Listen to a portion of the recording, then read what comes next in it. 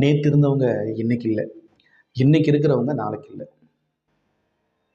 நிறைய பேரோட பழைய ஞாபகங்கள் இன்னைக்கு நம்மளை வாழ வச்சிட்ருக்கு.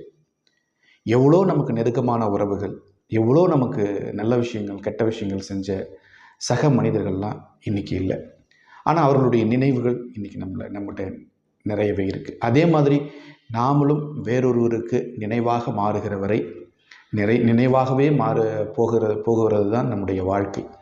அப்படிப்பட்ட இந்த வாழ்க்கையில் அம்மாவுக்காக, பெண்ணுக்காக, குழந்தைக்காக, மகளுக்காக, காதலிக்காக, பெற்றோருக்காக, தாய் தந்தையர் மற்றும் பல உறவுகளுக்காக, இவர்கள் இல்லை என்றால் நான் இல்லை என்று யாரும் சொல்ல மாட்டார்கள். அப்படி சொன்னால் அது பொய். ஏனென்றால் எல்லோரும் அவரவர்கள் வாழ்க்கையை வாழ்வதற்கே நாம் வந்திருக்கிறோம். நேற்றிருந்தவர்கள் இன்றைக்கு நினைவு, நாளை நாம் வேறொருவருக்கு நினைவு. அவ்வளவுதான் வாழ்க்கை.